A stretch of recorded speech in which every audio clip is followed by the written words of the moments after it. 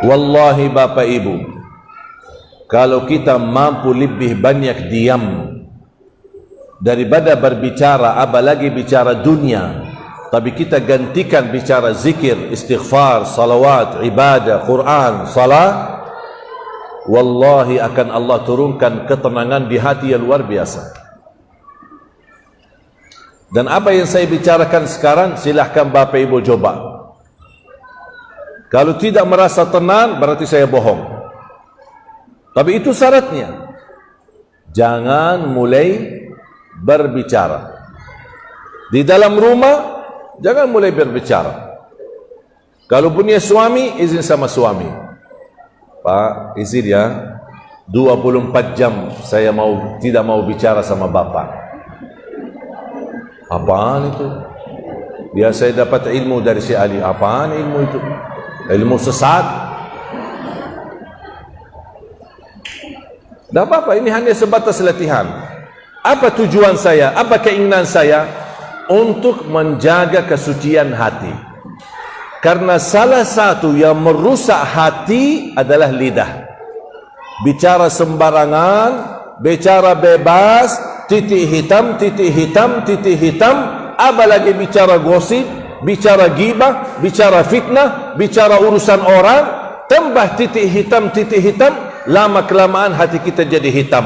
Baca Quran tidak nikmat, salat tidak khusyuk, doa kau tidak bisa nangis, zikir tidak bisa tersentuh. Kenapa? Karena hatinya sudah tertutup, terlalu bebas berbicara. Orang dahulu bicara mubah, mereka hati-hati. Bicara mubah, mereka hati-hati. Bukan bicara haram. Kita mohon maaf, bicara haram aja bebas. Bicara urusan orang lain, ini orang datang, ini orang pergi. Ini lihat tetangga kami kemarin cerai, tetangga kami nikah lagi, kasihan istrinya, jadi bahan cerita. Apa urusan kita sama orang? Allah dah bakal tanya di hari kiamat, gimana urusan dosa tetanggamu atau urusan keluarga tetanggamu? Yang ditanya oleh Allah urusan kita.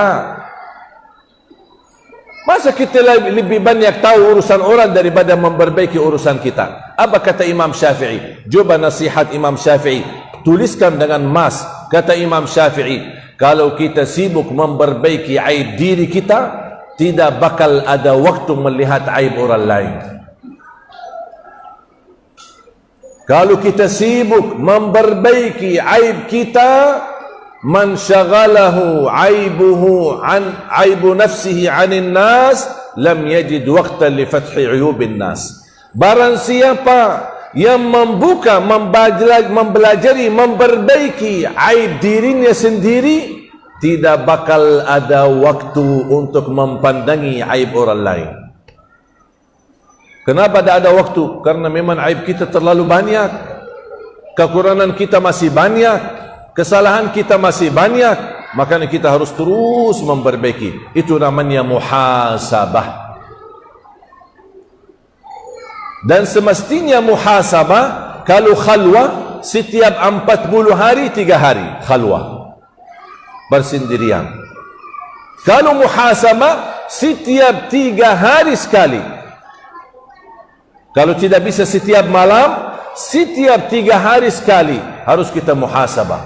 Harus kita menyadarkan diri, jangan sampai terlalai dari urusan dunia, kesibukan urusan keluarga. Akhirnya lama kelamaan tambah kita sadar sudah meninggal dunia, belum dapat husnul khatimah. Na'udzubillahi min dzalik. Sudah faham Bapak Ibu? Sudah jelas? Saya akhiri 3 amalan.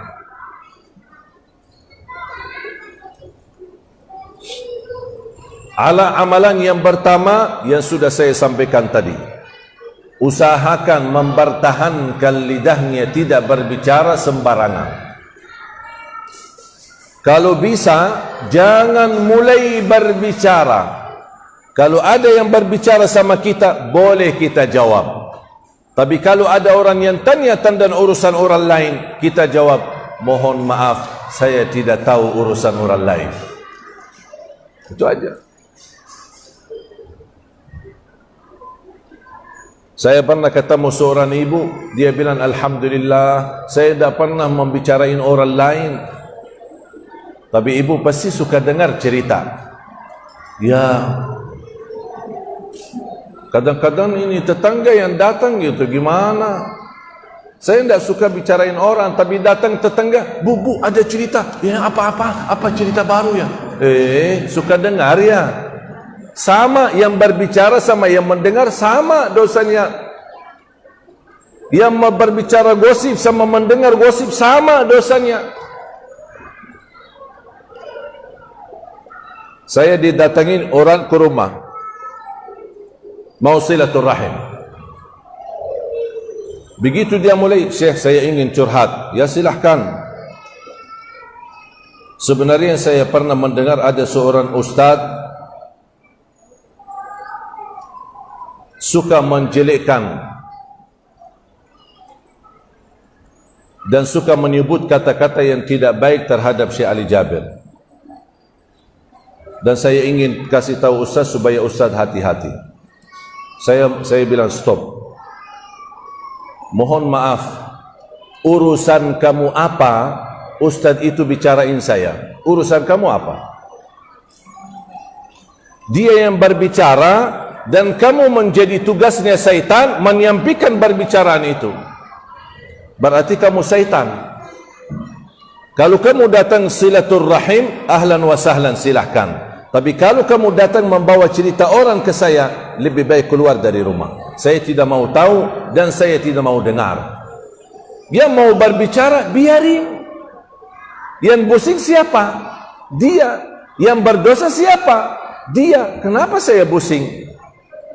Saya tidak mau tahu siapa yang memuji saya atau siapa yang menjelekkan saya. Saya tidak peduli. Yang puji saya tidak peduli, yang menjelekkan yang saya juga tidak peduli. Yang saya pedulikan hanya ridha Allah. Allah senang, saya kerjakan. Allah tidak senang, saya tinggalkan. Jangan yang dikejar ridha manusia. Jangan yang dicari nilai manusia. Apa kata orang? Tak usah dengar apa kata orang. Karena perkataan orang tidak selalu memuaskan, tidak selalu menenangkan hati.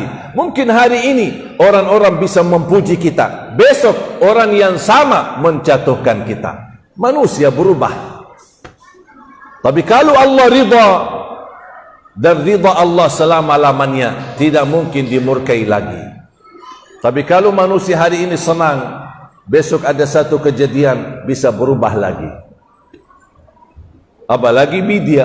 Media lebih jahat. Sebentar mengangkat orang, tiba-tiba menjatuhkan orang. Sebentar membahas banyak, tiba-tiba membahas jeleknya orang. Na'udzubillahi min dzalik. Hati-hati. Tak usah tahu tentang cerita orang. Tutup telinga. Dengarlah yang baik. Kalau ada cerita urusan orang, mohon maaf. Kecuali kalau bapa ibu mau mendengar supaya bisa bantu. Bisa ikut membantu mencari solusi masalah yang mereka hadapi dalam rumah tangga mereka. Dan ingat ancamannya, barang siapa kata Rasulullah SAW, man tatabba'a awrata akhihil mu'min tatabba'a Allahu awratahu wa fadahahu walau fi jawfi baiti. Barang siapa yang ikut aib seorang, tetangganya dan rumah orang lain, akan Allah buka aib rumahnya sendiri walaupun dia sembunyikan di dalam rumah. Itu ancamannya.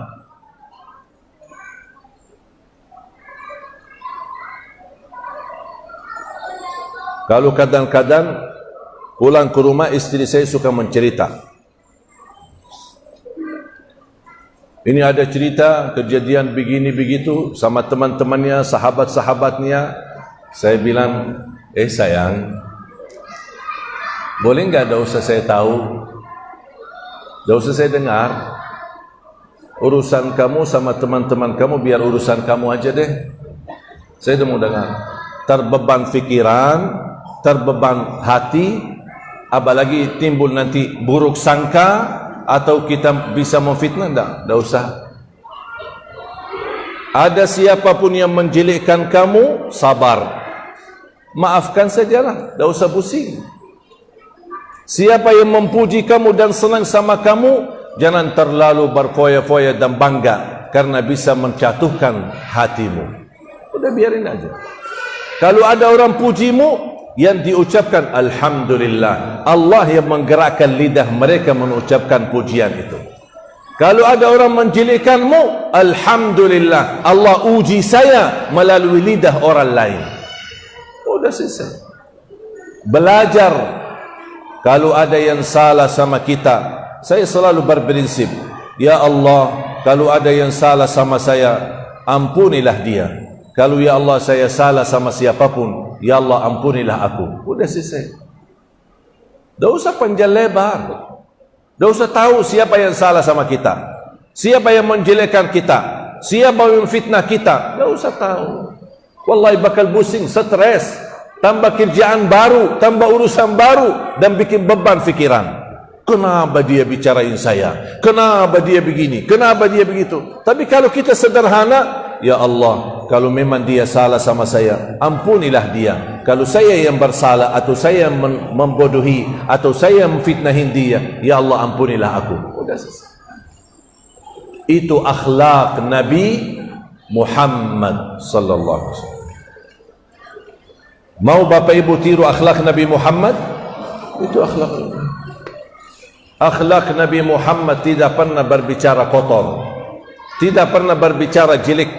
Bahkan Rasulullah SAW bersabda, man kana yu'minu billahi wal yawmil akhir falyaqul khairan aw liyasmut. Barang siapa yang iman kepada Allah dan hari akhir, berkatalah yang baik atau diam.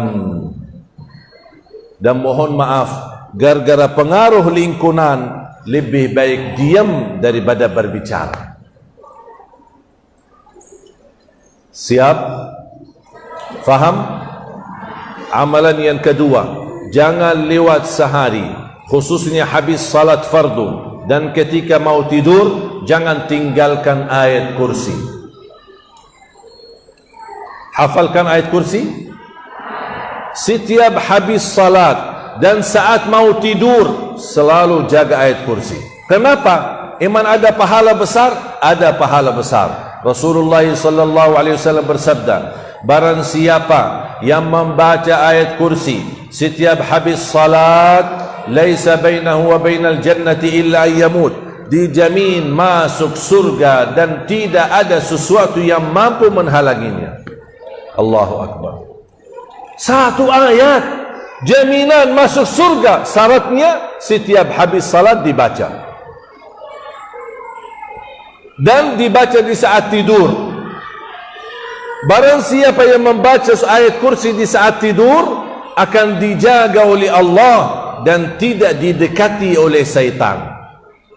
Mohon maaf Bapak Ibu, anaknya sudah terlanjur tidur, tidak apa-apa, sambil usap kepalanya, bacakan ayat kursi. InsyaAllah dilindungi oleh Allah dan tidak didekati oleh syaitan. Faham? Yang terakhir, yang ketiga, jangan tinggalkan sedekah subuh. Pernah enggak dengar ceramah saya sedekah subuh? Pernah? Tausiah? Di mana dengar?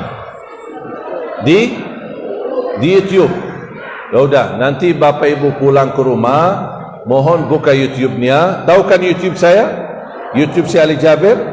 Jangan lupa subscribe ya. Biar insyaAllah terus belajar. Jadi begitu belajar, sedekah subuh sangat dahsyat.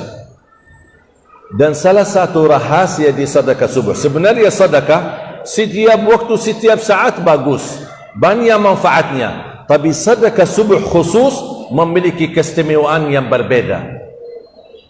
Dan setiap Bapak Ibu bersedekah di waktu subuh maupun di waktu yang lain, mohon jangan lupa doa. Saya yakin semua Bapak Ibu orang dermawan, orang suka berbagi, suka bersedekah. Tapi yang sering tertinggal doa habis sedekah. Suka lupa ya. Kadang isi gantung amal, udah isi terus diam. Padahal sedekah yang disertaikan doa, sedekahnya akan kabul dan doanya pun akan makbul. Contoh, begitu isi sedekah, Ya Allah, aku mohon dengan berkat sedekah ini, titipkan pahala sedekah ini untuk kedua orang tuaku. Ya Allah, dengan berkat sedekah ini, mudahkan urusanku sedang lagi ada hajat atau urusan. Ya Allah, aku mohon dengan berkat sedekah ini, berikan jodoh yang bisa memimpinku dunia dan akhirat. Ya Allah, dengan berkat sedekah ini, saya lagi sakit. Saya mohon ya Allah dengan berkat sedekah ini, sembuhkan penyakitku. Ya Allah, dengan berkat sedekah ini, berikan ya Allah kemudahan bisa ke tanah suci ya Allah, haji dan umrah dan ziarah Nabi Muhammad. Itu namanya sedekah tawassul doa. Doa tawassul bis sedekah.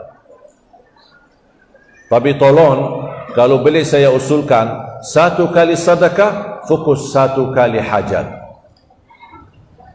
Jangan sedekahnya koin, tapi doanya sampai terbit matahari.